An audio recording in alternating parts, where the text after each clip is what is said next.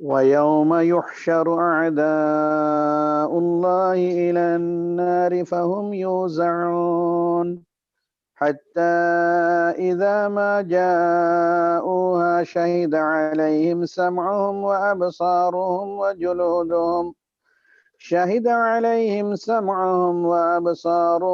وجلودهم بما كانوا يعملون وقالوا لجلودهم لم شهدتم علينا قالوا أنطقنا الله الذي أنطق كل شيء وهو خلقكم أول مرة وإليه ترجعون وما كنتم تستترون أن يشهد عليكم سمعكم ولا أبصاركم ولا جلودكم ولكن ظننتم أن الله لا يعلم كثيرا مما تعملون فذلكم ظنكم الذي ظننتم بربكم أرداكم فأصبحتم من الخاسرين فإن يصبروا فالنار مثوى لهم وإن يستعتبوا فما هم من المعتبين صدق الله العظيم.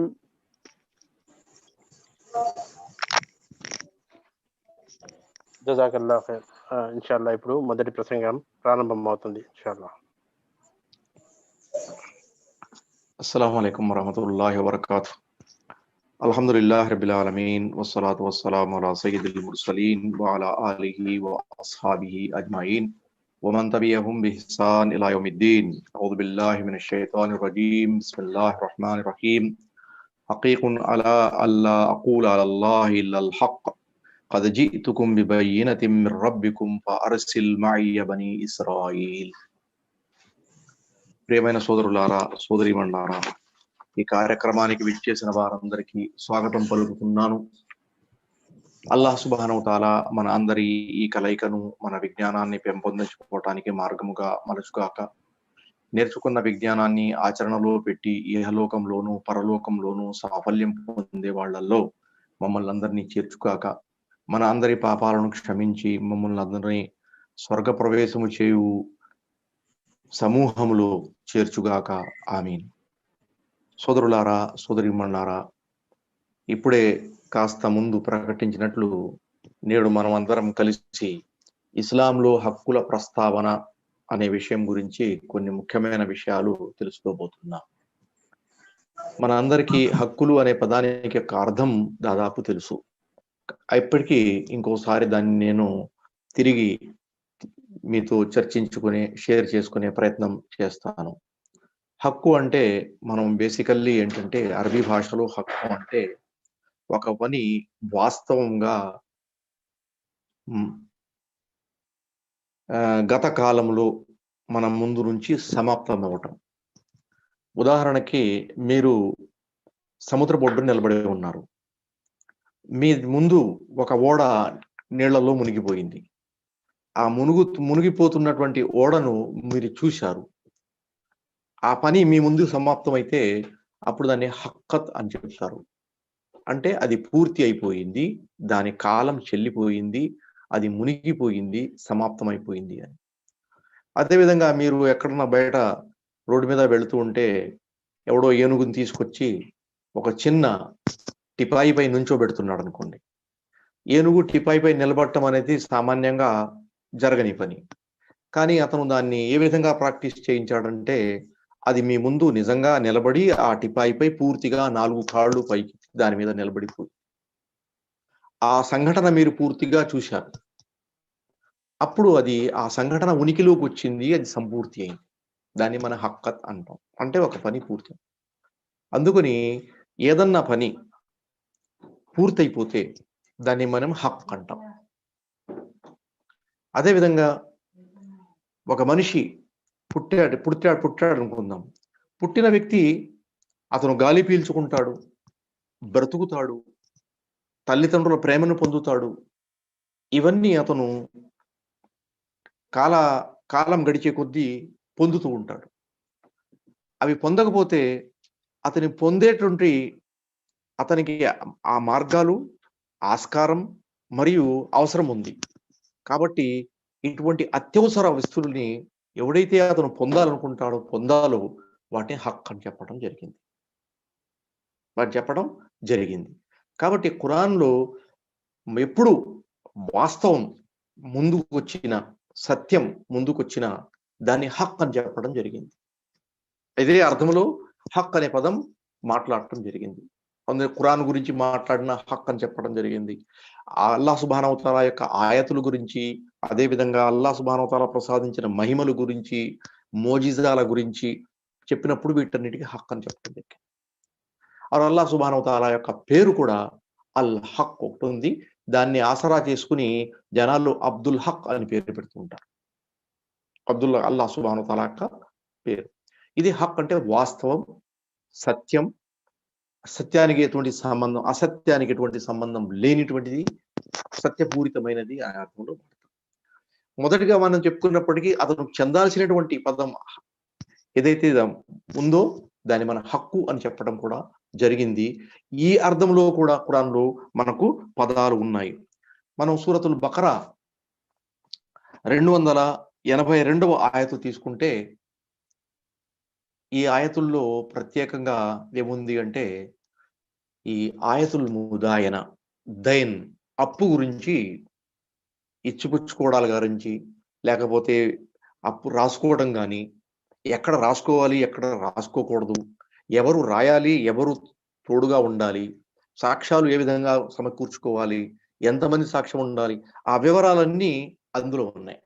ఆ ఆయతులో ఉంది. దాన్ని ఆయతు ముదాయన అంటూ. యా అయ్యుహల్లజీన ఆమను ఇజా తదాయంతుం బిదైనిన్ ఇలా అజలిం ముసమ్మా అనే మాటతో ఈ ఆయత ప్రారంభమవుతుంది.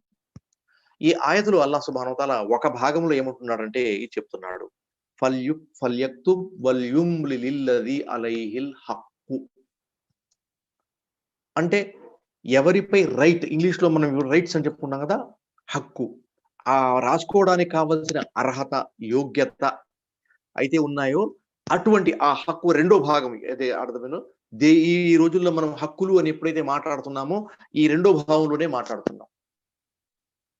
అర్హతలు, అతనికి రావాల్సినటువంటి యోగ్యతలు, అతనికి రావాల్సినటువంటి లాభాలు, అతనికి రావాల్సినటువంటి అతనికి చెందాల్సినటువంటి మరి ఏమైనా ఉంటే రైట్స్, ఇవన్నీ హక్కులు అనే పదంలో ఏదైతే మనం మాట్లాడుతున్నాం. అదేవిధంగా హ్యూమన్ రైట్స్ అనే వాడేవాళ్ళు కూడా ఇవే హుకుకుల్ ఇన్సాన్ అని చెప్తుంటారు. ఇవి కూడా అందులోనే వస్తాయి. ఈ అర్థంలో దీన్ని వాడటం జరిగింది. ఈ రెండు అర్థంలో ఈ ఆయతులు చెప్పండి. ఫల్యక్తుబ్ వల్యుమ్లిల్లదీ అలైహిల్ హక్కు, ఎవరిపైతే హక్కు ఉందో, దానికి ఎవరైతే అర్హత పొందగలిగి ఉన్నాడో, యోగ్యత పొంది ఉన్నాడో అతను ఏం చేయాలంటే రాయాలి. వల్యుమ్లిల్, మరియు దాన్ని ఇమ్లా చేయించాలి, నోటుతో చెప్పి రాయించాలి. అదేవిధంగా అదే ఆయతులు ముందుకెళ్తే ఇంకో చోట వల్యత్తఖిల్లాహ రబ్బహు, అల్లాహ్ సుబ్హానహు వ తఆలా, ఇది ఆయత సమాప్తమైంది. వల్యత్తఖిల్లాహ రబ్బహు 282 ఆయతులు ఈ ఆయత మాట హక్ అనేది వాడటం జరిగింది. ఈ విధంగా హక్కు అనే పదానికి రెండు అర్థాలు మనం తెలుసుకున్నాం. ఒకటి వాస్తవం అని, సత్యం మరియు వాస్తవికత, నిజాయితీ, అన్ని మాటలు అందులో వస్తాయి. అదేవిధంగా అల్లాహ్ సుబ్హానహు వ తఆలా ఆయతులు, అల్లాహ్ పేరు అందులో వస్తాయి. రెండోది ఏంటంటే ఇది రైట్స్, హక్కులు అని చెప్పుకోవడానికి. ఖురాన్ మరియు హదీసు మనం చదివినప్పుడు ఈ రెండు భావాలలో కూడా మనకు అనేక హదీసులు అందుబాటులో ఉన్నాయి, ఆయతులు ఉన్నాయి. కానీ ఎక్కువగా వీటిని మాటికి ఫలానా చోట ఇది హక్కు, ఫలానా చోట ఇది హక్కు, ఫలానా చోట ఇది హక్కు అని చెప్పడం జరగలేదు. ఎందుకంటే ఇస్లాం ప్రత్యేకంగా దేన్ని ఆసరా చేసుకుంటుంది? దివ్య ఖురాన్ బేస్ అన్నమాట. దానికి బేసిక్ ఖురాన్ యొక్క మౌలిక సిద్ధాంతాలు ఏమైతే ఉన్నాయో వాటిని ఇస్లాం యాక్సెప్ట్ చేస్తుంది. అందుకని ఇవి నేర్పడానికే ఖురాన్ వచ్చింది. కాబట్టి ఖురాన్ అల్లాహ్ సుబ్హానహు వ తఆలా తరపున వచ్చింది. మనకు కావాల్సిన పదాలు అందుట్లో మనం ఎందుకు రాలేదు అని అడిగే కంటే మనం ఏం చేస్తామంటే మనకు పనికొచ్చే పదాలు అక్కడ ఎక్కడెక్కడ ఉన్నాయి అనేది వెతికి తీసుకునే ప్రయత్నం మనం చేస్తాం. అలా వెతికినప్పుడు దానికి సరిపడ్డ పదం ఎగ్జాక్ట్లీ మనం ఏం కోరుకుంటున్నామో అది ఉండవచ్చు, లేకపోతే దానికి ఆల్టర్నేటివ్,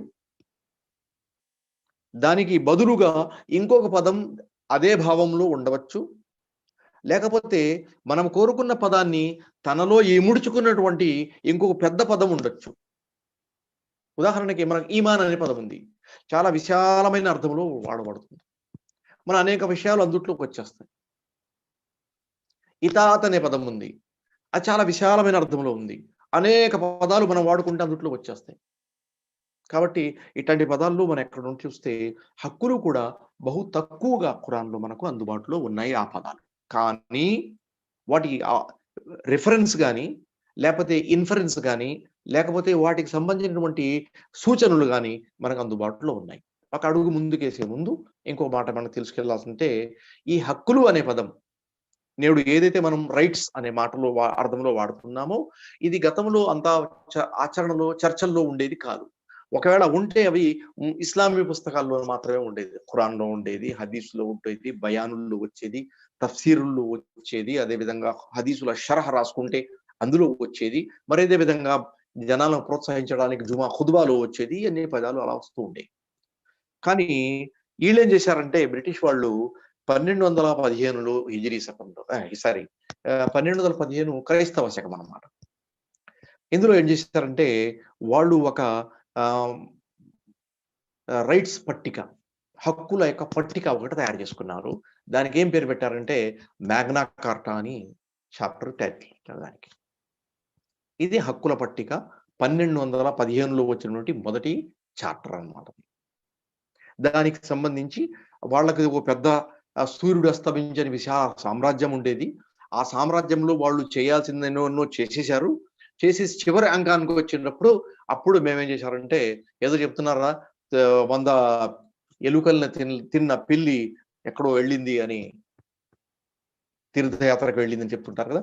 మరి అదే విధంగా వాళ్ళు ఏం చేశారంటే చేయాల్సిన అన్ని చేసేశారు.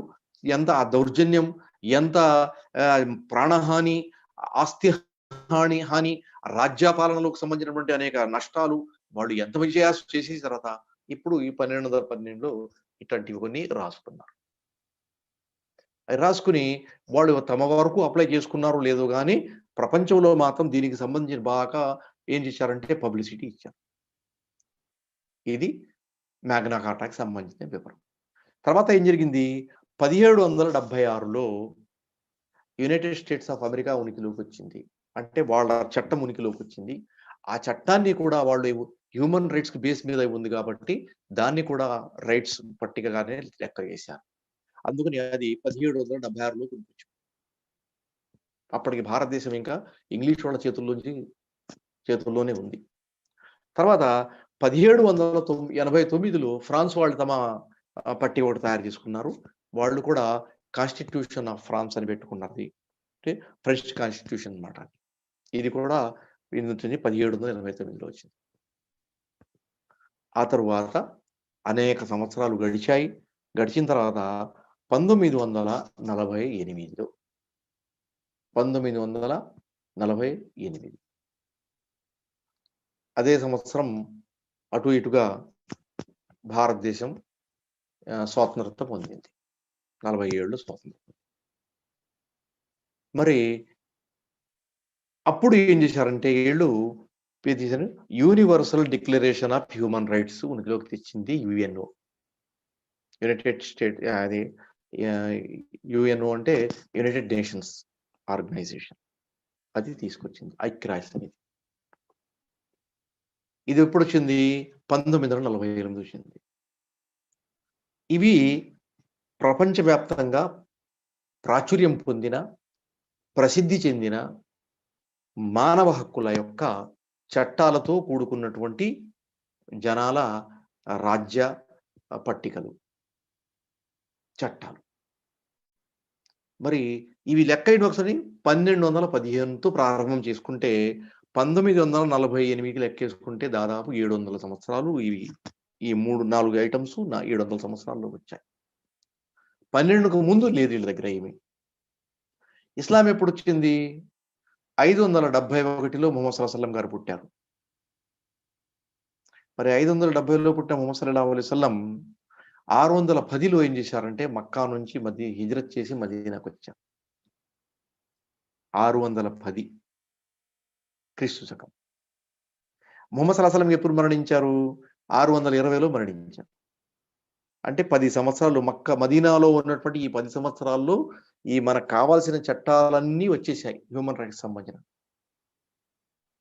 ఈ 1215కు కంపేర్ చేసుకుని 620 మీరు తీసేశారనుకోండి, ఎన్ని సంవత్సరాల ముందైంది? 600 సంవత్సరాల ముందు.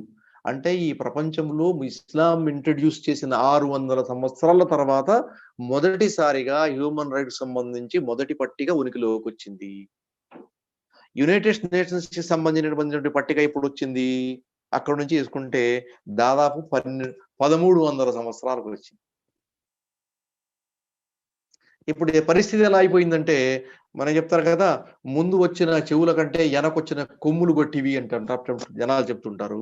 ఆ విధంగా ముందు ఎప్పుడో వచ్చినటువంటి ఇస్లాంలో ఉన్న ఈ చట్టాలని మన వాళ్ళు బేఖాతరు చేస్తూ ప్రపంచం ముందుకు తీసుకురాక వీళ్ళ లోపం ప్రెషర్ వల్ల, వాళ్ళ ప్రెషర్ వల్ల, వాళ్ళ బలానికి లోనై, వీళ్ళ బలానికి లోనై, వాళ్ళ ఒత్తిడికి లోనై ఇలా చేసుకుంటూ ఏం చేశారంటే రోజుకు తన దగ్గర నుంచి ఒక రాయి పారేసుకుంటూ బలహీనపడుతూ తన విషయాన్ని ప్రచారం తీసుకుని ప్రపంచవ్యాప్తంగా దాన్ని ఏ పరిస్థితి ఏ విధంగా అయితే ప్రచారం చేయాలో, జనాలకు తెలియజేయాలో, నచ్చజెప్పాలో, బోధించాలో అలా మన వాళ్ళు చేయలేకపోయారు.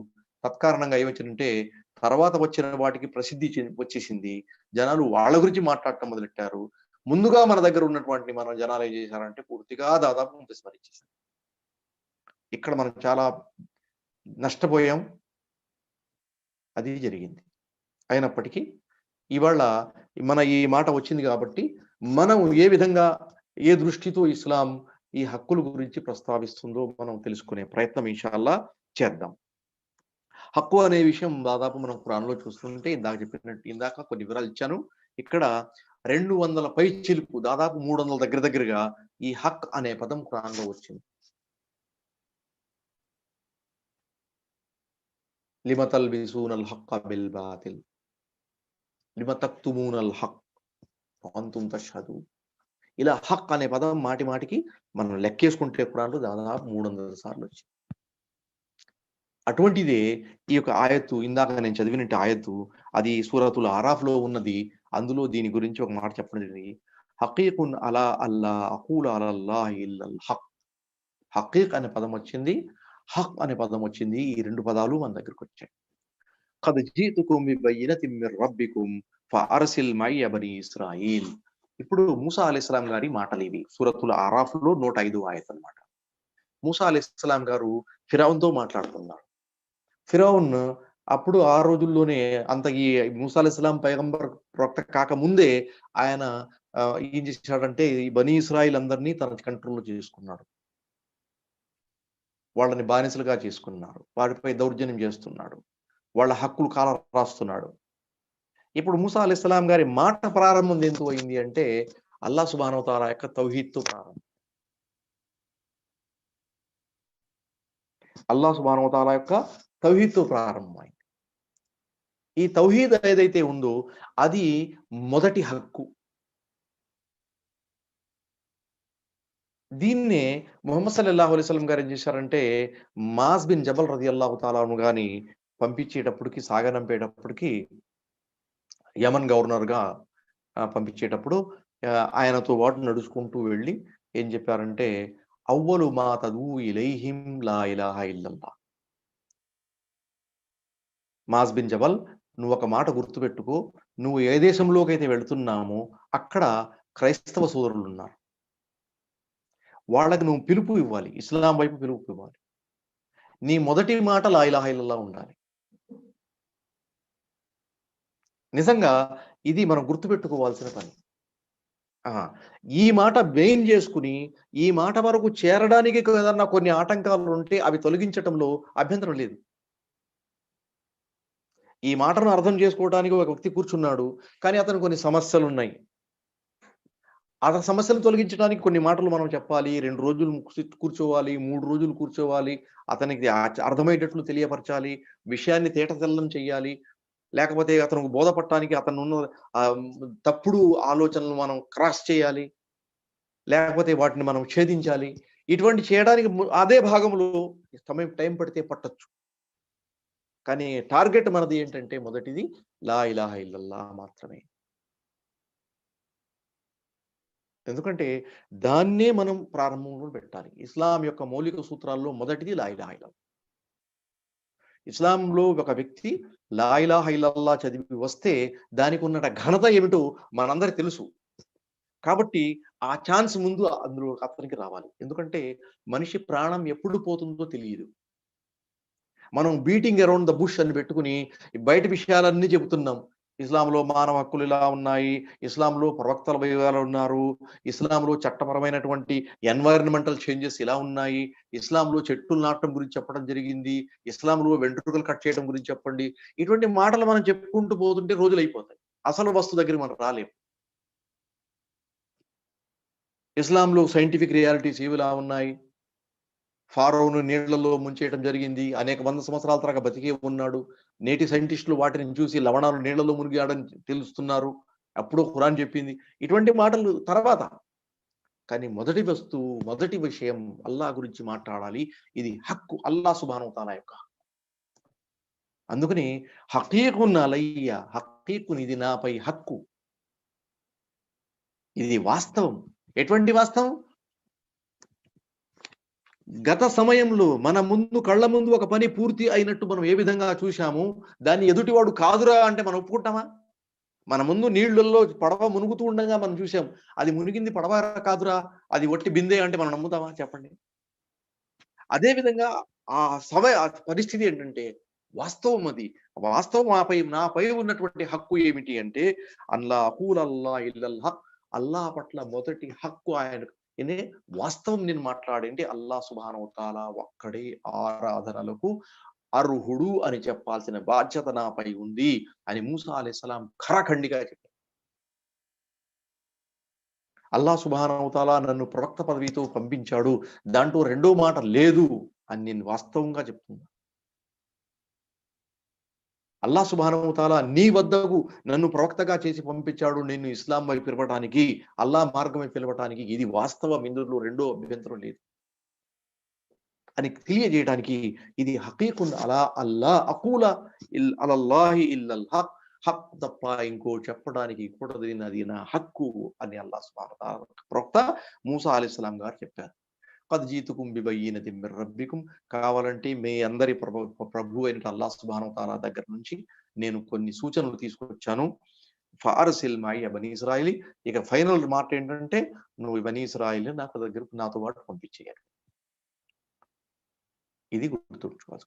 సో ఈ విధంగా ఈ హక్కుల విషయంలో ఈ ముఖ్యమైన విషయం అంటే అల్లాహ్ సుబ్హానహు వ తఆలా యొక్క హక్కు. అల్లాహ్ సుబ్హానహు వ తఆలా హక్కు గురించి మాట్లాడేటప్పుడు ప్రవక్త ముహమ్మద్ సల్లల్లాహు అలైహి వసల్లం గారు కూడా కొన్ని విషయాలు మనకు తెలియజేశారు. ఆయన చెప్తున్న చూడండి,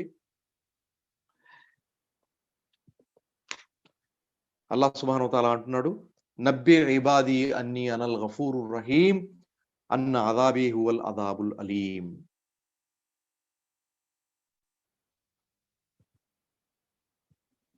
ఇది అల్లాహ్ సుబ్హానహు వ తఆలా యొక్క హక్కు భక్తులపైన అన్నమాట. కానీ అంతకు ముందు భక్తులపై అల్లాహ్ సుబ్హానహు వ తఆలా హక్కు ఏముందో అది చెప్పడం జరిగింది. ఒక రోజున మాజ్ బిన్ జబల్ రదియల్లాహు తఆలా అన్హు ప్రవక్త సల్లల్లాహు అలైహి వసల్లం వెంట ఒంటెపై కూర్చుని ప్రయాణం చేస్తూ ఉన్నప్పుడు ఏం చేశారంటే ముహమ్మద్ సల్లల్లాహు అలైహి వసల్లం గారు అడిగారు అతనితో, యా మాజ్ హల్ తద్రీ మా హక్కుల్లాహి అలల్ ఇబాద్, మా హక్కుల్ అల్లాహి అలల్ ఇబాద్. మాజ్, నీకు అల్లాహ్ సుబ్హానహు వ తఆలా యొక్క హక్కు భక్తులపై ఏముందో నీకు తెలుసా? ఆయన అంటే అల్లాహు రసూలు ఆలము, అల్లాహ్ సుబ్హానహు వ తఆలా మరియు ఆయన యొక్క ప్రవక్త గారికి మాత్రమే విషయం తెలుసు. అప్పుడు ఏం చెప్పారంటే కాల హక్కుల్ ఇబాది అలల్లాహి అల్లా ఏమిటంటే హక్కుల్లాహి అలా ఇబాదిహి అన్ యాబుదూహు వలా యుష్రికు బిహి షైయా. హదీస్లో చెప్పడం మాట. అల్లాహ్ సుబ్హానహు వ తఆలా యొక్క హక్కు భక్తులపై ఏముందంటే అన్ యాబుదూహు వలా యుష్రికు బిహి షైయా. అల్లాహ్ సుబ్హానహు వ తఆలాను మాత్రమే ఆరాధించాలి, ఆయన కాకుండా వేరే వాళ్ళని ఎవరు ఆయన ఆరాధించకూడదు. ఇది బుఖారీలో ఉన్నటువంటి కితాబుర్ రికాకులో 6500 6500 నంబర్ హదీస్ అన్నమాట ఇది. అదేవిధంగా కితాబుల్ ఈమాన్లో కూడా ఇది మీరు చూడగలరు. ఈ హదీస్లో నేను ముఖ్యమైన భాగం మాత్రమే తీసుకున్నాను. తర్వాత రెండో భాగంలో అల్లాహ్ సుబ్హానహు వ తఆలా యొక్క భక్తులు ఈ విధంగా చేస్తే అల్లాహ్ సుబ్హానహు వ తఆలా బదులుగా ఏ హక్కు అతనికి ఇస్తాడంటే అలల్లాహి అల్లా యుఅజ్జిబహుం, వాళ్ళని ఏ విధంగానూ శిక్షించకూడదు అనేది వాళ్ళకి అల్లాహ్ సుబ్హానహు వ తఆలా ఇది మొట్టమొదటి విషయం. దీన్ని మనం ఎప్పుడు గుర్తుంచుకోవాల్సిందంటే అల్లాహ్ సుబ్హానహు వ తఆలా అనంత కరుణామయుడు, అపార కృపాశీలుడు. తన యావత్ సృష్టి రాసులను ప్రేమించువాడు, వారికి కావలసినటువంటి అవసరాలు సదుపాయాలు కల్పించువాడు, వారితో ప్రేమతో ఉండండి అని బోధించువాడు, వారికి కావలసినటువంటి భౌతికమైనటువంటి అదే విధంగా మరియు ఆధ్యాత్మికమైనటువంటి పాఠం లేక అవసరాలు తీర్చేవాడు. ఎందుకంటే ఆయన సృష్టికర్త కాబట్టి ఈ ఆరాధన ఏదైతే ఉందో ఆయనకు మాత్రమే చెందును. ఆయన కాక ఆయన ప్రవక్తలకు గాని, ఆయన మార్గంలో కృషి చేసిన సత్పురుషులకు గాని, లేక ఆయన మార్గంలో ప్రాణాలు వడ్డించిన షహీదులకు గాని, లేక ఆయన పేరు పెట్టుకుని ఆయన మార్గంలో గొప్పగా ప్రావీణ్యం సంపాదించిన పండితులకు గాని, లేకపోతే ఇంకో మన జన్మకు కారణమైనటువంటి తల్లిదండ్రులకు గాని ఈ హక్కు వెళ్ళటానికి కుదరదు. ఈ హక్కు విషయంలో మనం చాలా జాగ్రత్తగా ఉండాల్సిన అవసరం ఉంది. ఎక్కడన్నా పొరపాటు జరిగి ఈ ఆరాధన హక్కు అల్లాహ్ సుబ్హానహు వ తఆలా దగ్గర వెళ్లకుండా అందులో భాగస్వామ్యం కల్పించడం గాని, మార్పులు చేర్పులు చేసి ఇంకోళ్ళకి వెళ్ళేటట్లు చేయటం గాని చేస్తే ఇస్లాం దీన్ని కరాఖండిగా యాక్సెప్ట్ చేయటం లేదు, చేయట్లేదు. అందుకని ప్రవక్త సల్లల్లాహు అలైహి వసల్లం అన్ యాబుదూహు వలా యుష్రికు బిహి, ఆయన్ని మాత్రమే ఆరాధించాలి, ఆయన ఆరాధనలో ఇంకొకళ్ళని చేరిస్తే విషయం పాడైపోతుంది. అందుకని ఈ విషయం చేర్చిన వ్యక్తి ఏదైతే ఎవరు ఉన్నాడో అతను తను మరణించక ముందు తౌబా చేసుకోకపోతే, నేను ఇలా చేశాను, నా వల్ల తప్పు జరిగింది, ఇన్నాళ్ళు నేను భ్రమలో ఉన్నాను, నేను ఒక విధంగా ఆలోచించాను కానీ వస్తువు ఈ విధంగా ఉంది అని ఎప్పుడు తప్పు తెలుసుకుని వెంటనే అల్లాహమ్మగ్ఫిర్లీ అనకపోతే, అల్లా నన్ను క్షమించు, నేను తప్పు చేశాను, నేను ఈ తప్పును సరిదిద్దుకుంటున్నాను అనకుండా చచ్చిపోతే అల్లా అంటున్నాడు ఇన్నల్లాహ లా యగ్ఫిరు అన్ యుష్రక బిహి, అటువంటి వ్యక్తిని షిర్క్ చేసి చచ్చిపోయిన వ్యక్తిని అల్లాహ్ సుబ్హానహు వ తఆలా క్షమించాడు. అతని దగ్గర పుణ్యకార్యాలు ఎన్నో ఉన్నా, సత్కార్యాలు ఎన్ని ఉన్నా ఏ ప్రయోజనం ఉండదు అనే విషయం అల్లాహ్ సుబ్హానహు వ తఆలా ఖడాఖండిగా తెలియజేశాడు. అందుకని అల్లాహ్ సుబ్హానహు వ తఆలా యొక్క హక్కుని మొట్టమొదటిగా మనం జాగ్రత్తగా ఉంచు. ఎప్పుడైతే ఈ విషయం అల్లాహ్ సుబ్హానహు వ తఆలా యొక్క ఆరాధనకు సంబంధించిన హక్కు వచ్చిందో అప్పుడు మన ఆరాధనకు సంబంధించిన ఏదే యాక్టివిటీస్ ఉన్నాయో వాటిపై కూడా ఒకసారి మనం కన్నేసుకుని ఉంచుకోవాలి. ఎందుకంటే దువా అల్లాహ్తో చేయాలి, అల్లాహ్ కాకుండా వేరే వాళ్ళని అడగకూడదు. సజదా అల్లాహ్కు మాత్రమే చేయాలి, వేరే సమాధుల దగ్గర చేయకూడదు. రుకు అల్లాహ్ సుబ్హానహు వ తఆలా కోసమే మాత్రం చేయాలి, అది ఎక్కడ ఇంకో మనిషి దగ్గరికి వెళ్ళి సాకిల పడకూడదు. తవాఫ్ అల్లాహ్ సుబ్హానహు వ తఆలా కోసమే చేయాలి, సమాధుల చుట్టూ తిరగకూడదు. పుణ్యం వస్తుంది, దాన ధర్మాలు అల్లాహ్ సుబ్హానహు వ తఆలా మెప్పు కోసమే చేయాలి, ఇది ఎవడు సంతోషపడతాడని చూపించడానికి కానీ అతని కోసం కానీ చేయకూడదు. కుర్బానీ ప్రాణం అల్లాహ్ సుబ్హానహు వ తఆలా కోసమే మీరు జబా చేయాలి, బలి ఇవ్వాలి, అల్లాహ్ కాకుండా వేరే వాళ్ళ మనుషుల కోసం, బతికిన వాళ్ళ కోసం, చచ్చిన వాళ్ళ కోసం చేయకూడదు.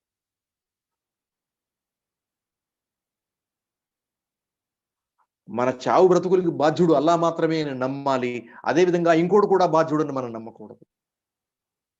రేపు మరణించిన తర్వాత అల్లాహ్ సుబ్హానహు వ తఆలా మమ్మల్ని తిరిగి లేపుతాడని మనం నమ్ముతున్నాం, అది అల్లాహ్ సుబ్హానహు వ తఆలా యొక్క హక్కు, అది అల్లాహ్ సుబ్హానహు వ తఆలా దాన్ని ఉపయోగించుకుంటాడని, మరి దాన్ని ఇంకోటి కూడా అలా చేస్తాడు అని నమ్మకూడదు. మనం చేసుకున్న మంచి చెడులకు ప్రతిఫలం కూడా అల్లాహే ప్రసాదిస్తాడని నమ్ముతాం, ఎందుకని అది కూడా ఆయన హక్కు మాత్రమే కాబట్టి. ఈ విషయాలు అల్లా సుబ్హానహు తాలా యొక్క ఇబాదత్తో ముడిపడి ఉన్నాయి. అందుకని మనం ఈ విషయంలో చాలా జాగ్రత్తగా ఉండాలి.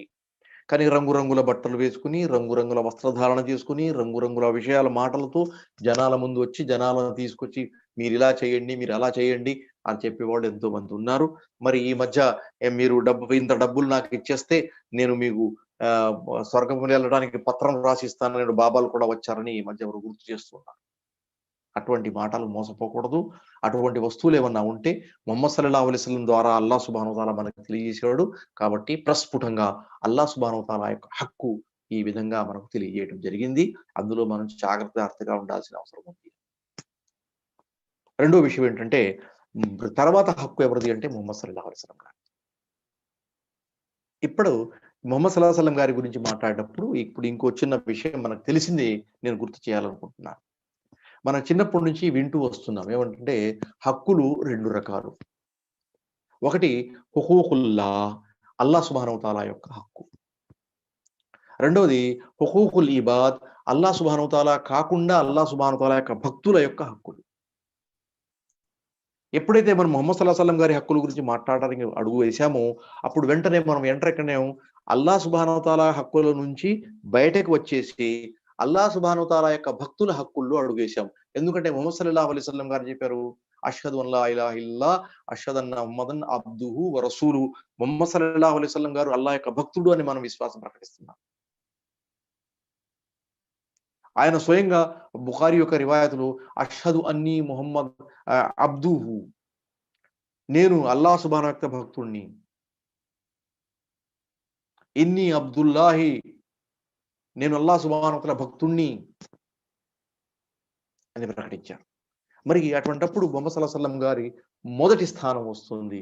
ఎందుకంటే అల్లాహ్ సుబ్హానహు తాలా యొక్క భక్తుల్లో ర్యాంక్స్ ఉన్నాయి. మొదటి ర్యాంక్ ప్రవక్తలది. వాళ్ళ ప్రవక్తల్లో కూడా ముహమ్మద్ సల్లల్లాహు అలైహి వసల్లం ప్రవక్తల యొక్క అధినేత.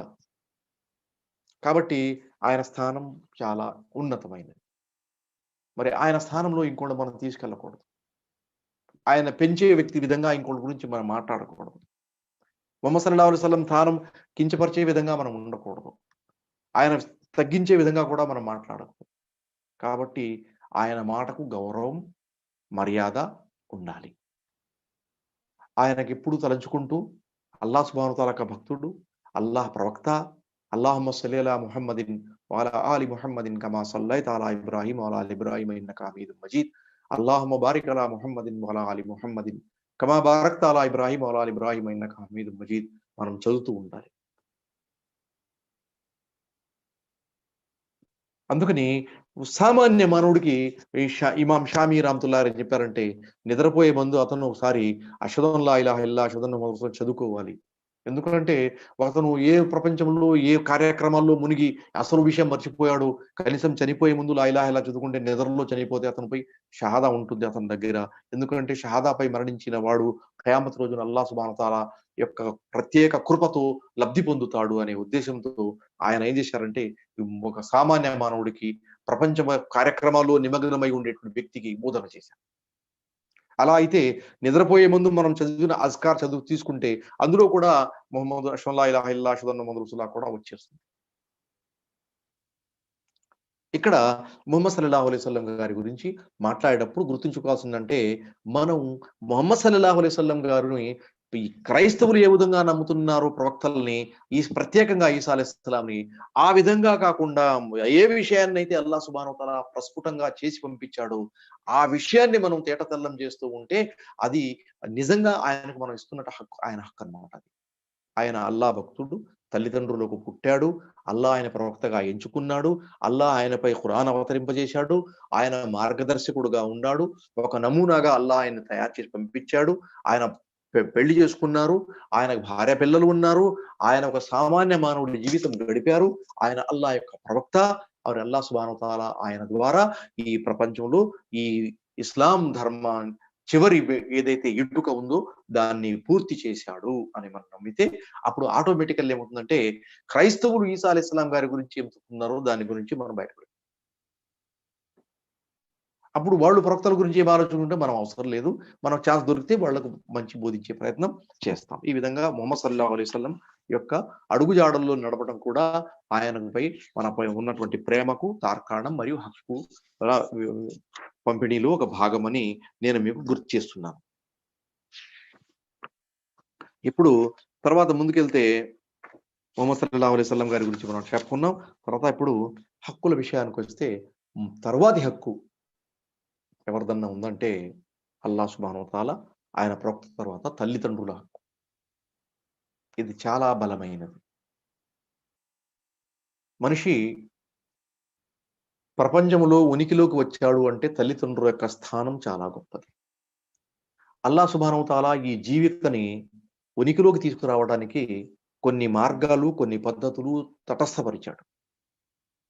వాటిల్లో పెళ్లి అనేది ఒకటి. పెళ్లి కోసం ఒక స్త్రీ, ఒక పురుషుడు ఒక చోటికి వస్తారు, ఒక ఇంటికి వస్తారు, ఒక గూడ్లోకి వస్తారు. అక్కడ వాళ్లకు కొన్ని హక్కులు ఇవ్వటం జరిగింది. ఆ హక్కుల్లో ఉంటూ వాళ్ళు ఏం చేస్తారంటే సంతానోత్పత్తి చేస్తారు. అల్లాహ్ సుబ్హానహు వ తఆలా వాళ్ళ కలయిక ద్వారా సంతానం వాళ్ళకి ప్రాప్తింపజేస్తారు. అల్లాహ్ సుబ్హానహు వ తఆలా వాళ్ళ ఇంట్లో పిల్లలు పుట్టిస్తారు. పిల్లలు పుట్టిన తర్వాత జనాలు ఏం చేస్తారంటే ఫలానా వాడి బిడ్డ, ఫలానా వాడి కొడుకు, ఫలానా వారి కూతురు, ఫలానా వారి సంతానం అని చెప్పుకుంటారు. సొసైటీ దాన్ని చట్టబద్ధమైనదిగా యాక్సెప్ట్ చేస్తుంది. అందులో తల్లికి గాని తండ్రికి గాని దోషం లేకుండా ఈ పిల్లల పెంపకంలో అల్లాహ్ సుబ్హానహు వ తఆలా వాళ్ళ హృదయాల్లో ప్రేమను అట్టిపెట్టాడు కాబట్టి ఆ ప్రేమ ద్వారా వాళ్ళ పిల్లల్ని జాగ్రత్తగా చూసుకుంటూ, లాలిస్తూ, పాలిస్తూ, ఆడిస్తూ, వాళ్ళని ఎత్తుకుని వాళ్ళకి కావాల్సిన అవసరాలు పూర్తి చేసుకుంటూ వాళ్ళని ఏం చేస్తారంటే బ్రింగింగ్ అంటే వాళ్ళకి పోషిస్తారు, వాళ్ళని పెంచుతారు, ఆ పిల్లలు పెరుగుతారు. సో ఇప్పుడు ఆ పిల్లలకి వీళ్ళు తల్లిదండ్రులు అయ్యారు. ఆ పిల్లలకి తల్లిదండ్రులు. మరి ఒక అడుగు వెనక్కి చూస్తే ఒక పురుషుడు ఎవడో మనకు తెలియదు, ఫలానా వాళ్ళ పిల్ల అబ్బాయి, ఒక ఆడపిల్ల ఇంకో ఎవడో అమ్మాయి, వీళ్ళిద్దరూ పెళ్లి కాకముందు ఒక అబ్బాయి ఒక అమ్మాయిగా మాత్రమే ఉన్నారు. పెళ్లి అయిన తర్వాత వీళ్ళిద్దరూ భార్యాభర్తలు అయ్యారు. ఈ భార్యాభర్తలు కలిగిన సంతానానికి వీళ్ళు తల్లిదండ్రులు అయ్యారు. తల్లిదండ్రులు అవ్వడానికి వెనకాల ఈ అన్ని వస్తువులు సమానంగా చట్టపరంగా రావడానికి కావాల్సిన అవసరాలన్నీ ధర్మం తీసుకుంది. కాబట్టి వాళ్ళిద్దరిని మన పెళ్లి నికా ద్వారా పూర్తి చేయడం జరిగింది. మరి ఒక వలి మరి ఇద్దరు సాక్షుల సమక్షంలో వాళ్ళిద్దరిని ఒక వెంటివారు చేయడం జరిగింది. దానికి బాగా ప్రచారం చేసి వీళ్ళిద్దరు భార్యాభర్తలు తెలియజేయండి, ఎందుకంటే వీళ్ళిద్దరూ ఎప్పుడన్నా కలిసి వెళ్తుంటారు, కలిసి వస్తూ ఉంటారు, ఇక్కడ అక్కడ అవసరం ఉంటే జనాలు వాళ్ళని చూస్తుంటారు. మరి అటువంటప్పుడు వీళ్ళ గురించి చెడు మాట్లాడుకోకుండా ఒక మంచి పద్ధతిలో వాళ్ళ భార్యాభర్తలు గౌరవం. మరి వాళ్ళ పిల్లలు పోతే తల్లిదండ్రులు అయ్యారు. ఈ తల్లిదండ్రులకి మామూలుగా పిల్లలు పెరిగిన తర్వాత వాళ్ళు ఆదరించి, గౌరవించి వాళ్ళ స్థానం వాళ్ళకి ఇవ్వాలి తల్లిదండ్రులుగా. అందుకని అల్లాహ్ ఏమన్నాడంటే సూరతుల్ బనీ ఇస్రాయిల్లో వఖదా రబ్బుక అల్లా తాబుదు ఇల్లా ఇయ్యా వబిల్ వాలిదైని ఇహ్సానా. అల్లాహ్ సుబ్హానహు వ తఆలా ఈ ఆయతలో ఏం చెప్పాడంటే అల్లాహ్ సుబ్హానహు వ తఆలా ఈ విషయంలో నిర్ధారణ చేశాడు. ఏం నిర్ధారణ చేశాడు? అల్లా తాబుదు ఇల్లా ఇయ్యా, అల్లాహ్ను మాత్రమే మీరు ఆరాధించాలి. వబిల్ వాలిదైని ఇహ్సానా, తల్లిదండ్రులతో మంచిగా ప్రవర్తించాలి. వారిపై మేలు కలిగే విధంగానే మీ ప్రవర్తన ఉండాలి. వాళ్ళు కీడు కలిగించే విధంగా ఉండకూడదు. మానసిక ఒత్తిడి తెచ్చే విధంగా, మానసికంగా క్షోభ కలిగే విధంగా, బాధ పెట్టే విధంగా, లేకపోతే వాళ్ళను కించపరిచే విధంగా, వాళ్ళకు అగౌరవపరిచే విధంగా, వాళ్ళ సమాజంలో తలెత్తుకోకుండా చేసే విధంగా, లేకపోతే వాళ్ళు ఇంకా ఏదన్నా విధంగా నగుబాటుకు లోనైనట్టు ఉండకూడదు. ఇది తల్లిదండ్రుల పట్ల వాళ్ళకి ఇవ్వాల్సినటువంటి మొదటి హక్కు. ఈ హక్కు గురించి చెప్పడం. కానీ ఇప్పుడు తల్లిదండ్రుల గురించి ప్రస్తావన వచ్చినప్పుడల్లా ఈ హక్కు అనే పదం ఇస్లాం ఎప్పుడా చెప్పాల. అందుకని ఇక్కడ ఒక మాట నేను గుర్తుకొచ్చి చేసుకోవాలని మనవి చేస్తున్నాను. ఎప్పుడైతే ఈ చార్ట్స్ తయారు చేశారని మనం చెప్పుకున్నామో వాళ్ళు ఏం చేశారంటే రైట్ ఫర్ లైఫ్, అదేవిధంగా right for safety of life, అదేవిధంగా respect for chastity of women, అదేవిధంగా రైట్ టు ఫ్రీడమ్, మరి రైట్ టు జస్టిస్, అదేవిధంగా రైట్ టు ఎడ్యుకేషన్ మరియు right to cooperate and not to cooperate అనేటువంటి రైట్స్ కింద రైట్స్ పట్టిక రాసుకుంటే ఇటువంటి 100 పట్టికలు మీరు రాసుకోండి. మీరు ఒంటరిగా కూర్చుని ఒక పట్టికలు కొన్ని రాసుకొని మీ బోధనకు అనుగుణంగా ఆ పట్టిక తీసుకొచ్చి ఇస్లాం యొక్క బోధనలు ఏదైతే ఉన్నాయో, ఇస్లాం యొక్క టీచింగ్స్ ఏమైతే ఉన్నాయో, ఇస్లాం యొక్క మౌలిక వస్తువులు ఖురాన్ హదీస్ ఏమైతే ఉన్నాయో వాటి ముందు పక్కన పెట్టి చూస్తే మీరు రాసుకున్న వస్తువులన్నీ అందుట్లో ఉంటాయి. అదే గొప్పతనం ఇస్లాంది. మీరు అనుకున్న పదం రైట్ అనేది ప్రస్తావించకపోయినా అక్కడ అది ఉంది. మీరు ఎప్పుడు అంటున్నారంటే ఇవన్నీ చదివిన తర్వాత వీళ్ళ ఎక్స్పీరియన్స్ వాళ్ళ ఎక్స్పీరియన్స్ కలెక్ట్ చేసుకుని మీరు చెప్తున్నారు. అందుకని ఇప్పుడు మీకు ఇది రైటు అది రైటు అని మీరు తెలుస్తున్నారు. కానీ ఇవన్నీ ఈ రైట్ అనే మాట లెఫ్ట్ అనే మాట ఆలోచించని ఈ రోజుల్లో ఏంటి అప్పుడు ఇస్లాం ఈ వస్తువులను మనకు తెలియజేసింది 1400 సంవత్సరాలకు. కాబట్టి ఇస్లాంలో ఉన్న ఈ వస్తువుల ప్రకారం మనం ఆలోచిస్తే తల్లిదండ్రులకు మనం వెనకాల ఉన్నటువంటి అల్లాహ్ సుబ్హానహు వ తఆలా అనే ఆ దైవాన్ని చూడడానికి ఒక అర్థంగా మనం గమనించాలి. ఎందుకంటే ఒక మనిషి అల్లాహ్ సుబ్హానహు వ తఆలాను నమ్ముతాడు, ఒక మనిషి అల్లాహ్ను నమ్మడు. ఇతను మనిషి కాబట్టి తల్లిదండ్రులకు పుట్టాడు, ఇతను మనిషి కాబట్టి తల్లిదండ్రులకు పుట్టాడు.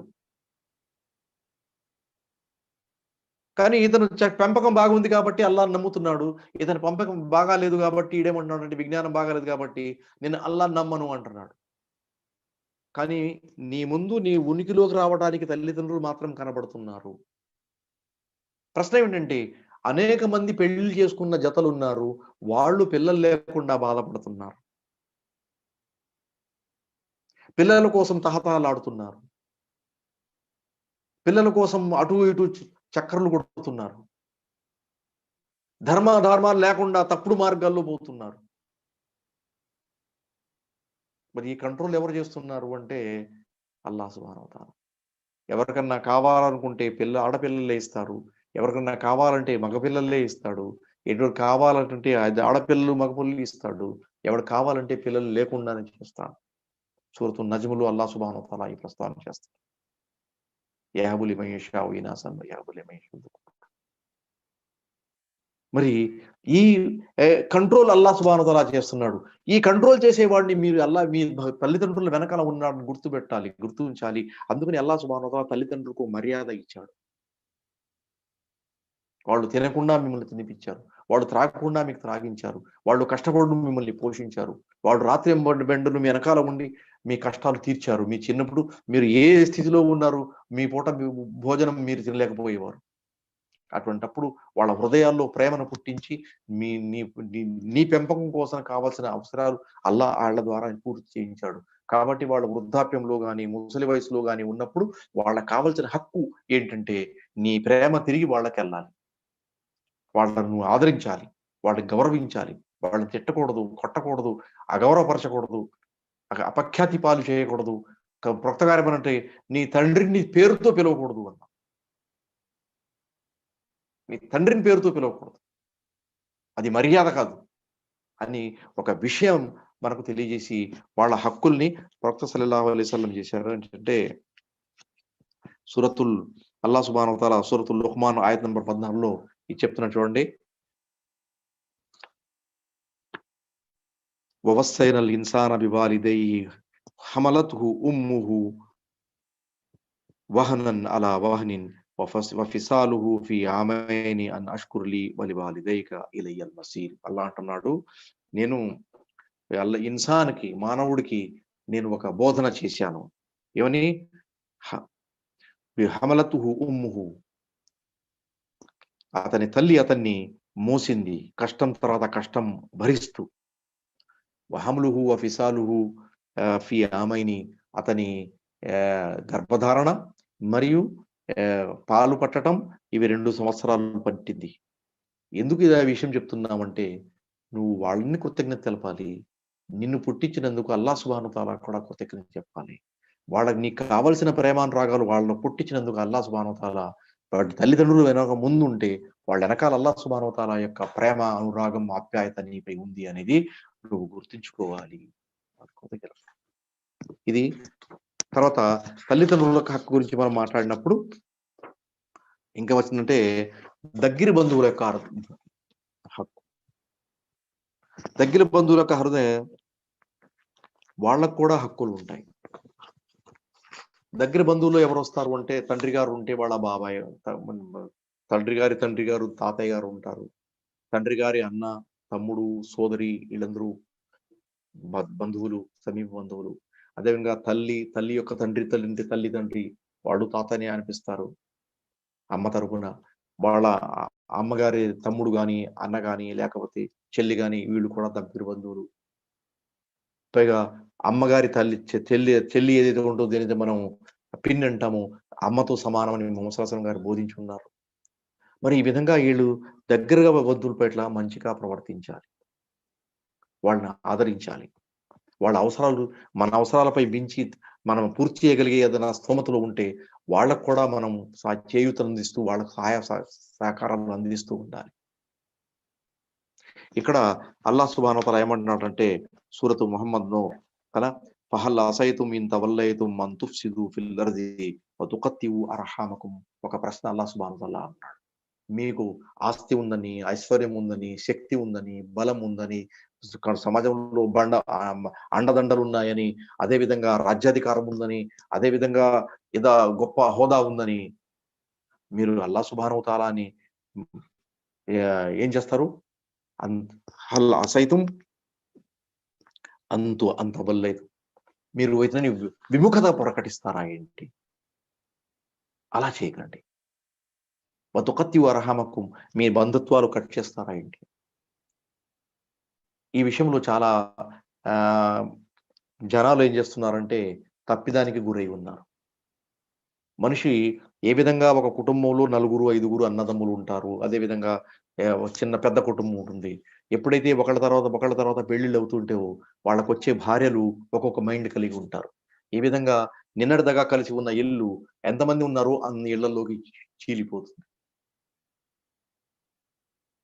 గతంలో అయితే అందరూ కలిసి పొలంలో పనిచేసి ఒకే పని చేసేవారు. ఒకే ఇన్కమ్ ఉండేది. ఒకే విధంగా తీసుకొచ్చి నాన్నగారి చేతిలో పెట్టేవాళ్ళు. అందరి కోసం ఆ నాన్నగారు ఖర్చు చేసేవాళ్ళు. అందరూ సమానంగా కనపడుతూ ఉండేరు. అటు కోడళ్ళు పనిచేసేవాడు, కొడుకులు పనిచేసేవాడు. కానీ ఇప్పుడు మారిన పరిస్థితులు ఏంటంటే ఒక కొడుకేమో డాక్టర్ అవుతున్నాడు, ఒక కొడుకేమో ఇంజనీర్ అవుతున్నాడు.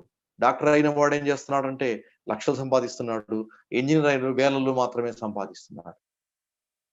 ఇప్పుడు లక్షలు సంపాదించే వాడి పెళ్ళం వీడి డబ్బులు ఇవ్వడానికి ఒప్పుకుంటుందా?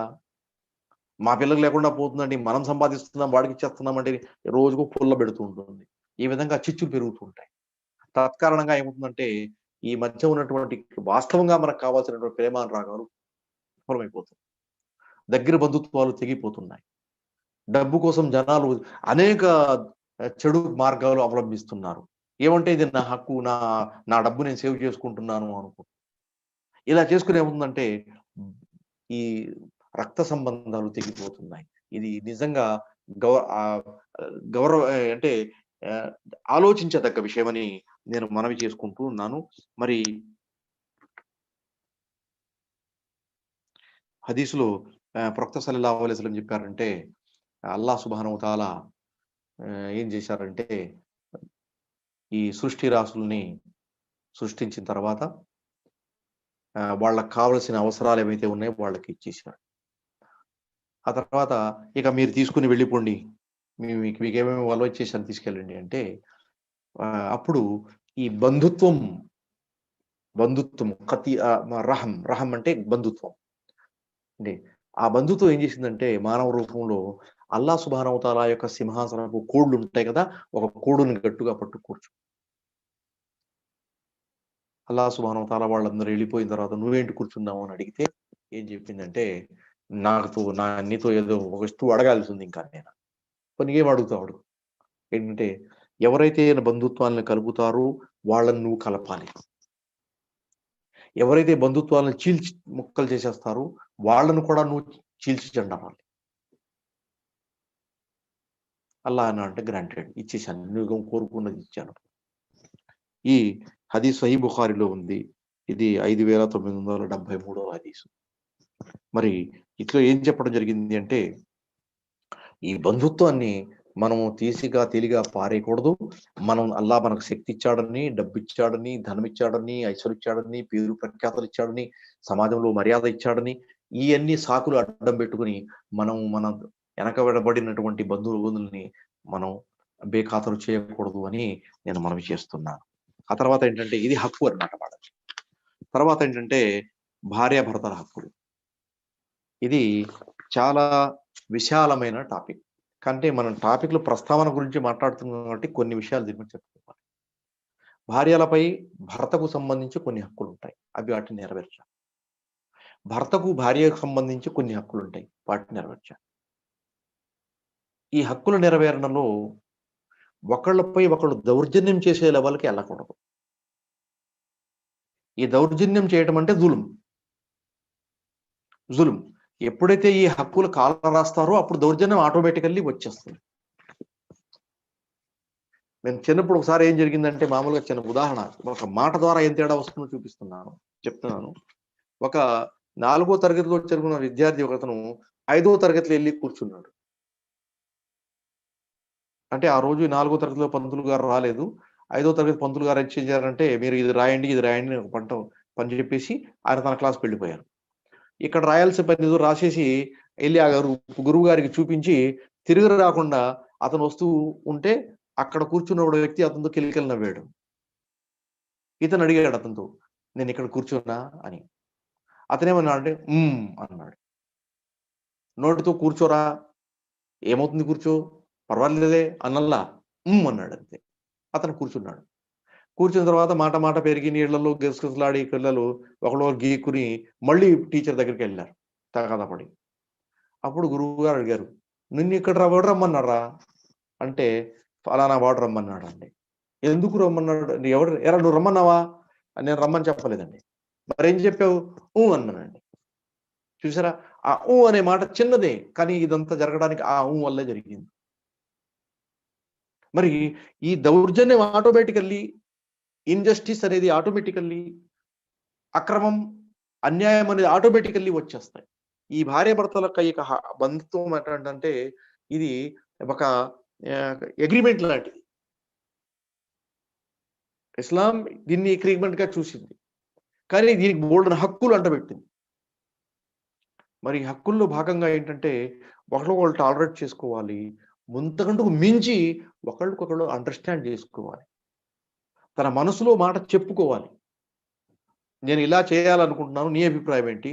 నేను ఇలా చేయాలనుకుంటున్నాను, నీ అభిప్రాయం ఏంటి? నువ్వు ఇలా అంటున్న దానికి ఇది రివర్స్ కావచ్చు, మీరిద్దరు డిస్కషన్ చేసుకోవచ్చు, నీ అభిప్రాయం చెప్పవచ్చు. ఎప్పుడైతే అభిప్రాయ ఎక్స్చేంజ్ అయితే ఉంటుందో ఆ ఇళ్లలో ప్రేమ అనేది ఉండదు, దౌర్జన్యం మాత్రమే మిగులుతుంది, డిక్టేటర్షిప్ ఉంటుంది.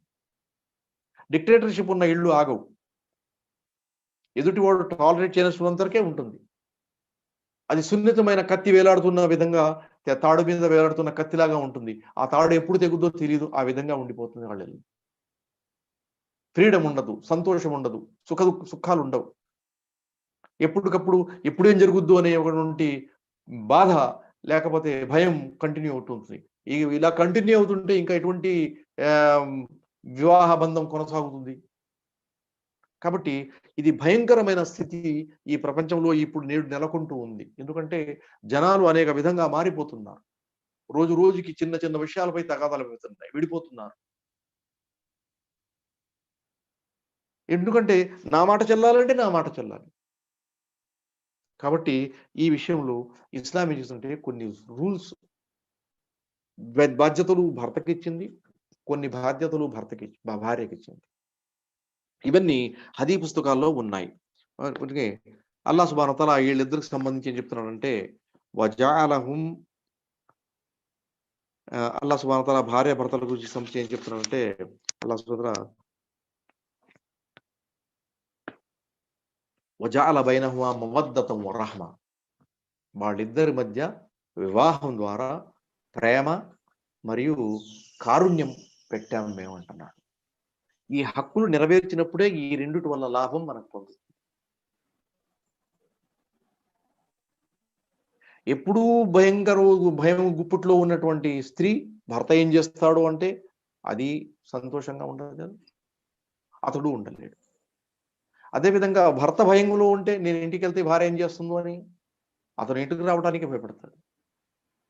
కాబట్టి ఈ హక్కులు ఏవైతే ఉన్నాయో వాళ్ళపై ఇవ్వాలంటే భర్త ఏం చేయాలంటే భార్యకు ఇల్లు ఎక్కడో ఒక ఇల్లు ఉంచి తల దాచుకోవడానికి ఇల్లు ఇవ్వాలి, శరీరం దాచుకోవడానికి బట్టలు ఇవ్వాలి, కడుపు నింబండా భోజనం ఇవ్వాలి.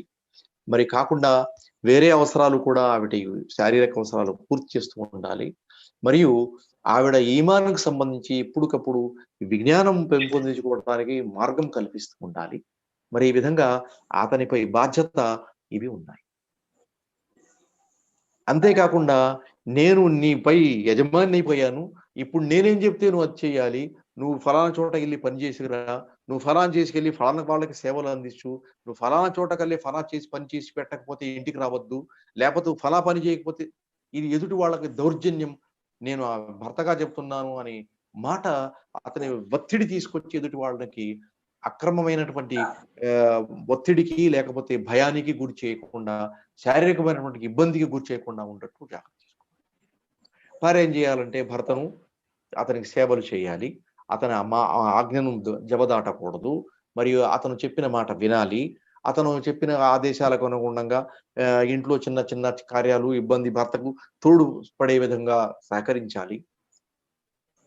మరియు అతని అవసరాలు శారీరక అవసరాలు తీర్చాలి. మరియు అతని పిల్లలకి తల్లిగా లాలించి పాలించాలి. మరియు ఏంటంటే అతని ఆస్తి నష్టపోకుండా జాగ్రత్తగా ఇవన్నీ కాపాడాలి. అతని అనుమతి లేకుండా అతని డబ్బు ఎవరికి ఇవ్వకూడదు అదనమాట. మరి ఎన్ని కార్యక్రమాలు చేయాలి. మరి ఎప్పుడైతే చేస్తున్నారో అల్లాహ్ సుబ్హానహు వ తఆలా వీళ్ళిద్దరిని సమానంగా ఈ హక్కుల బంధములు పెట్టి ఏం చేశాడంటే భర్తకు పైమెట్టు ఇచ్చాడు. ఎందుకంటే భర్త సంపాదించి కష్టపడి తీసుకొచ్చి వీళ్ళపై ఖర్చు చేస్తున్నాడు. వాడు ఖర్చు తీసుకొచ్చి రావటం వల్ల వీళ్ళు ఇంట్లో కొంచెం తింటున్నారు కాబట్టి వాళ్ళపై ఒక మెట్టు వాళ్ళకి ఎక్కువ స్థానం ఉంది. ఎందుకంటే ఈ స్థానం ఉండాలి, ఇళ్లలో ఈ స్థానం ఉండాలి. తండ్రిగా, ఇంటి యజమానిగా, ఇంటి అధినేతగా, అందరికీ ఉదాహరణగా, అందరికీ ముందుగా నడిపించే ఒక లీడర్గా తండ్రి ముందుగా ఉండాలనేది ఇస్లాం భావన. అందుకని ఆయన మాట చివరి మాట ఉండేటట్టు చూసుకోవాలి.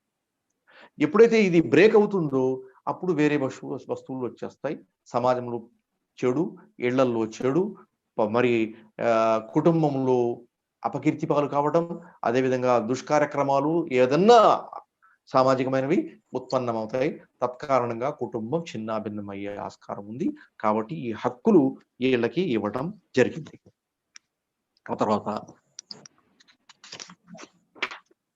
చివరిలో ఒక హదీస్ చెప్పి మాట ముగించేస్తాను. అదేంటంటే ఒక ముస్లింపై ఇంకో ముస్లింపై కొన్ని హక్కులు ఉన్నాయని ముహమ్మద్ సల్లల్లాహు అలైహి వసల్లం గారు బోధించారు. హక్కులు ముస్లిం అల్ ముస్లిం సిత్తతున్, ఒక ముస్లింపై ఇంకో ముస్లింపై యొక్క హక్కులు 6 హక్కులు ఉన్నాయి. రద్దు సలాం, ఒక ముస్లిం నీకు అస్సలాము అలైకుం రహమతుల్లా అంటే నువ్వు తిరిగి అతనికి అస్సలాము అలైకుం రహమతుల్లా అనాలి. దానికి పెంచి అస్సలాము అలైకుం రహమతుల్లాహి బరకాతు అనొచ్చు. రద్దు సలాం. తర్వాత తష్మీతుల్ ఆతిస్, ఒక ముస్లిం తుమ్మి అల్హమ్దులిల్లా అంటే మీరు యర్హముకల్లా అని అనాలి. తష్మీతుల్ ఆతిస్.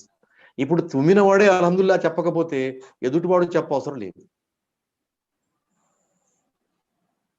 మూడోది ఏంటంటే ఇతిబావుల్ జనాజా, ఒక ముస్లిం చనిపోతే అతని జనాజాకు వెళ్ళి ఫాలో అవ్వాలి.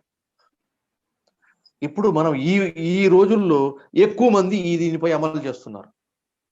ఎందుకంటే రేపు నేను చచ్చిపోతే వాడు వస్తాడు అనుకుంటాడు, లేకపోతే జస్ట్ అలా వెళ్ళి రావడమే కదా, అందుట్లో రుకులు సజ్దా ఏం లేదు, వట్టి నిలబడి ఒక నిమిషంలో అల్లాహ్ అక్బర్ అల్లాహ్ అక్బర్ అల్లాహ్ అక్బర్ అల్లాహ్ అక్బర్ చేసేస్తారు. ఇక్కడైతే మనం చూస్తున్నాం ఈ దేశాల్లో చదువుతారు, ఏమన్నా అల్లాహ్ అక్బర్ అని చెప్పి సూర్య ఫాతిహా చదువుతారు, అల్లాహ్ అక్బర్ అని చెప్పి అల్లాహుమ్మా సల్లల్లాహు అలైహి వసల్లం చదువుతారు, అల్లాహ్ అక్బర్ చెప్పిన తర్వాత మయ్యిత్ కోసం దువా చదువుతారు, అల్లాహ్ అక్బర్ చదివిన తర్వాత ఇంకో దువా చదువుతారు, లేకపోతే అస్సలాము అలైకుం చెప్తారు. కొంచెం టైం పడుతుంది ఇక్కడ, దాదాపు ఒక నిమిషమన్నా 1 నిమిషంన్నర 2 నిమిషాలు పడుతుంది. మనం ఇండియాలో చేసి చదివాను, అల్లాహ్ అక్బర్, అల్లాహ్ అక్బర్, అల్లాహ్ అక్బర్, అల్లాహ్ అక్బర్. ఆయన 6 నిమిషాలు అస్సలాము అలైకుం వరహమతుల్లాహ్ అని చెప్పేశాడు. మరి ఏంటంటే మగిత్పోయి 4 సార్లు అల్లాహ్ అక్బర్ చెప్పాలండి, నేను చెప్పేశానుగా అన్న విధంగా అతని ముఖం చూస్తున్నాడు. మరి ఇటువంటి పరిస్థితి రాకుండా చనిపోయిన వాళ్ళపై అంటే అతని జనాజాలో పార్టిసిపేట్ చేయాలి. తర్వాత ఏంటంటే ఇజా దాక ఫాజిబు, అతను పిలిస్తే దావత్ ఇస్తే స్వీకరించాలి. ఈ దావత్ అనేది మామూలుగా ఏంటంటే ఒకే విధంగా భోజనానికి పిలిచాడు అనే దావత్ కాదు.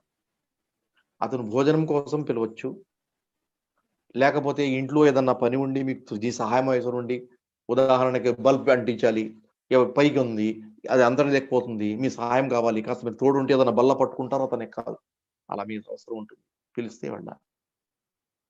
అదేవిధంగా బండి స్టార్ట్ అవ్వలేదు, వెనకాల నుంచి పుష్ చేయాల్సి వస్తుంది, ఏదన్నా అవసరం ఉండి పిలిస్తే వెళ్ళాలి. ఆ అవసరం ఏమిటి? ఏదైనా హరాం కార్యం అయితే వెళ్ళవసలా, నేను దొంగతనాలు వెళ్తున్నాను రా నువ్వు కూడా నా అని అలా ఎవడు అంత బహిర్గంగా పిలవడు, పిలిస్తే వెళ్ళవసరం లేదు. కానీ మంచి కార్యం, అవసరం, సామాజిక కార్యం లేకపోతే ధార్మిక కార్యం ఏదన్నా ఉంటే దానికి కనిపిస్తుంది. తర్వాత ఇజా స్తన్సహాక ఫాన్సిహు, ఒకవేళ అతను నీ దగ్గర నసీహత్ అడిగితే మంచి నసీహత్ ఇవ్వాలి. నసీహత్ ఇవ్వాలి అంటే ఎవరైనా సలహా అడుగుతాడు, నేను ఫలానా వాడికి నా అమ్మాయిని ఇవ్వాలనుకుంటున్నాను, మీ అభిప్రాయం ఏంటి, ఆ కుర్రాడు గురించి మీకు ఏమైనా తెలిసి ఉంటే వివరాలు ఇవ్వండి అని. లేకపోతే ఈ సందర్భంలో నేను డైరెక్ట్ గా మాట్లాడలేను, మీరు రాయబారిగా వెళ్ళండి అని మేము పంపించు. లేకపోతే మీ సలహా ఏదైనా విషయం సంబంధించి, నేను మా అబ్బాయిని ఇలా చదివించాలనుకున్నాడు, మీ అభిప్రాయం చెప్పండి, సలహా అడగచ్చు, ఇస్తా. నసీహత్ కోరితే, ఎందుకంటే అద్దీను అన్ నసీహ, ధర్మం అనేది నసీహత్, ఎదుటివాడు మేలు కోరటం. ఆ మేలు కోరటంలో ఏ వస్తువు వచ్చినా అందులో చేరిపోతుంది. ఇది ఈ విధంగా ఈ హక్కుల గురించి ప్రస్తావన చేయటం జరిగింది. మరి ఈ వస్తువులు మన ముందుకు తీసుకొచ్చి ఇలా ఒక మనిషి ఇంకొక మనిషితో ముడిపడి ఉన్నాడు, ఈ సంబంధాలు ఈ విధంగా ఉన్నాయి, మన బాంధవ్యాలు ఈ విధంగా ఉన్నాయి, మన కలుపుగోలుతనం ఇలా ఉంది, ఇందులో భాగంగా మనం ఒకళ్ళకొకళ్ళు కొన్ని వస్తువులు చేరుస్తున్నాం, వాళ్ళు ఇస్తుంటే మేము తీసుకుంటున్నాం, మర్యాద, ఆప్యాయత, ప్రేమ, అనురాగాలు మన ముందు వర్ధిల్లాలి, ఆ విధంగా ఎన్ని మనం కలిసికట్టుగా ఉండాలి అనే ఉద్దేశం ఈ విధంగా చేర్చి మనకి ఇవ్వడం జరిగింది. ఈ విషయాలన్నింటినీ ఇందాక నేను చెప్పినట్లు సెపరేట్ పట్టికలో రాసుకుని వెతుక్కుంటే ఒక్కొక్క టైటిల్ కింద ఒక పట్టుకొస్తూ వచ్చాం.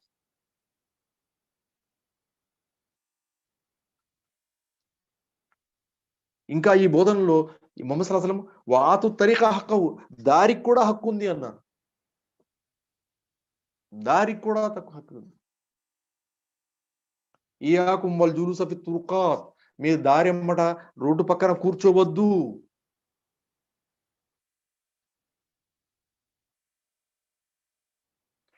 అప్పుడు జనాలు అడిగారు, అయ్యా మా ఏదో పనులు చేసుకుని కాసేపు కారు మాట్లాడు, ఈ మాట ఆ మాట చెప్పుకుంటా కూర్చుంటామంటే, అప్పుడు అన్నారు ముహమ్మద్ సల్లల్లాహు అలైహి వసల్లం, కూర్చోండి కానీ దారికి దాని హక్కు ఇవ్వండి. దారికి కూడా హక్కుందా? అవును. ఇప్పుడు మనం చూస్తున్నాం, ఈ దేశంలో మీరు ఒక ట్రాక్ లో బండి చేస్తున్నారు, ఎదుటి వెనకాల వాడేమో మీరు ఎలా వేగంగా వెళ్ళిపోవాలనుకుంటున్నాడు, మీరు వాడు సైడ్ ఇవ్వాలి, ఇవ్వకపోతే అటు పద్ధతి కాదు కదా. ఎవరన్నా ఏదన్నా కారణం వల్ల బండి ఆగిపోద్ది, అది దారే, మరి మీరు వాడికి సహాయం చేయాలి, ఆడ బండి పక్క పెట్టడానికో లేకపోతే స్టార్ట్ అవ్వడానికో లేకపోతే ఈ విధంగా. ఈ దారికి కావాల్సిన హక్కు దానికి అంటే ఉంది, తరికా హక్కు. అందుకని అవి ఉన్నారు, ఎవడన్నా మీరు కూర్చున్నప్పుడు ఎవడన్నా వచ్చి ఏమన్నా అడ్రస్ చెబితే వివరాలు అడిగితే చెప్పాలి, కళ్ళు కింద పెట్టుకోవాలి, వచ్చే పోయే వాళ్ళ గురించి మీరు మాట్లాడకూడదు, పిచ్చపాటి మాటలు ఉండకూడదు. ఇవన్నీ బోధనలు ఎందుకంటే దారి హక్కు అది. అటువంటప్పుడు ఇటువంటి జాగ్రత్త తీసుకున్నటువంటి ఇస్లాం ఈ హక్కులన్నింటినీ ఒక చోట సమీకరించి ఏం చేసిందంటే, మీ జీవితంలో ఇవన్నీ వన్నే కాంతి, మరి అదేవిధంగా గొప్పతనం తీసుకొచ్చే వస్తువులు, మీరు దీన్ని అలవాటు చేసుకోండి, వీటిని ఆదరించండి, వీటిని మనసులో పెట్టుకుని వీటికి అనుగుణంగా జీవితం మలుచుకుంటే మీరు ఇహలోకంలోనూ పరలోకంలోనూ సాఫల్యం పొందుతారు అనే బోధ ఇస్లాం మనకు అందజేసింది. సో దీన్ని మనం నేర్చుకునే ప్రయత్నం చేయాలి. అల్లా సుబ్హానహు వ తఆలా మనందరికీ సన్మార్గం చూపుగాక.